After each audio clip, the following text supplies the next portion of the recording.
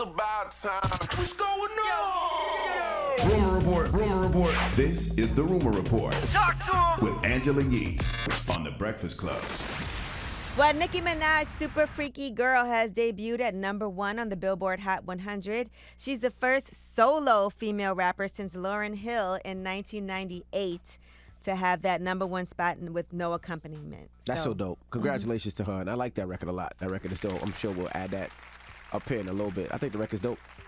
Yes, and for the first time this century, 3 solo black female artists have reached #1 consecutively on the Hot 100.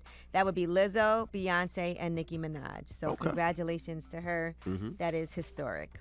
All right, now NBA YoungBoy, according to reports, he allegedly has signed a $60 million deal with Cash Money Records with Birdman. Now, this was announced after he reportedly turned down $25 million and refused to re-sign with Atlantic Records. Well, now, according to new reports, they're saying that he has signed a deal. I don't know if this is true or not, but that's what the word is. I mean, you got to love him. You got to love how he moves. You think about it. You never hear his records on the radio. He doesn't make records that make it to the radio, but his records stream like crazy. He sells a lot of units. YouTube. His shows sell out. His YouTubes are amazing. His Spotify is crazy. His merch is crazy. So that's definitely a great investment. All right. Now, Andre 3000, speaking of clothing, is working with Supreme. So he's the face of their Fall and Winter 2022 collection. And he worked with the company's black creative director, and he also was shot by a black photographer for this campaign. So Tremaine Emery was named as their creative director by the founder.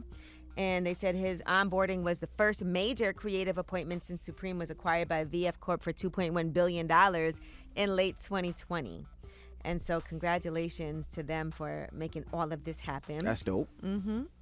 I know you guys probably saw these pictures already, so. Yeah, I seen the Supreme stuff. My son is a Supreme head. He loves Supreme, so he was excited because a lot of the box logos, the hoodies, and the T-shirts actually went down in price. So that's all he wanted for his birthday, just a bunch of clothes and hoodies. So shout out to Supreme.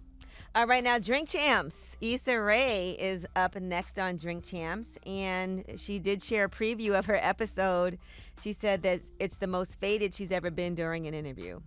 Issa Rae! And I feel like in somewhat, yes, I love that sound. Ooh. Were you already successful on YouTube? Because you hear all YouTube content creators are killing it. No. Also got the key to Inglewood. Is it heavy?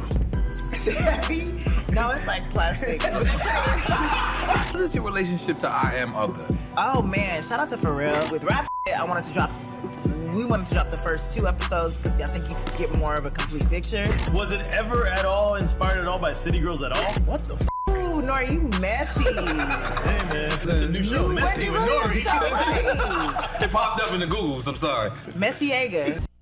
All right, so you guys can check that out on Thursday on Revolt. And CamRon is on the latest episode of $1 Million Worth of Game. And he talked about how he ended up settling his differences with Jay-Z after all those years of tension. You know, Jim works with Rock Nation, and he reached out to me. He's like, Juan and Ho want to talk to you. He wants you to come out to his B-side concert. And I was like, bet. I was caught in the middle, to be totally honest with you, because I'm like, I don't want Dame to feel away. You know, Dame like the big homie, so I don't want him to feel away. But Dame had did something on the internet to where he kind of apologized to Jay-Z. He's like, yo, I'm sorry, I miss you. You my brother, Cool. And I was like, all right, if that's where he at, cool. Jay called, he's like, yo, first of all, I want to tell you I have respect for you and da-da-da-da. And I'm like, same here, bro. You know what I'm saying? Like, you know, no big thing. And we kept it under wraps. And when I came out, lost they fucking mind. Yeah, I remember seeing that, and it was crazy. They all dressed up, and I think nobody expected it, so it was pretty dope. That's why they kept it under wraps. And, you know, he said a lot of people felt like they had to pick a side when it comes to rap beef. And so some people were acting funny to him because they was cool with Jay-Z. And a lot of times he didn't get invited to certain situations because people didn't want any potential drama between them. Right. All right, well, that is your rumor report.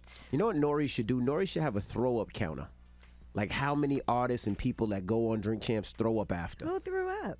It has to be a million people because people get twisted on that show. So they have to throw up. And it's usually daytime. They have to. I wonder if Nori has a counter, just a throw-up counter. Who threw up? I thought I might have threw up after Drink Champs. Did I? No. Maybe. Oh, you were there longer than me. I was there for a long time.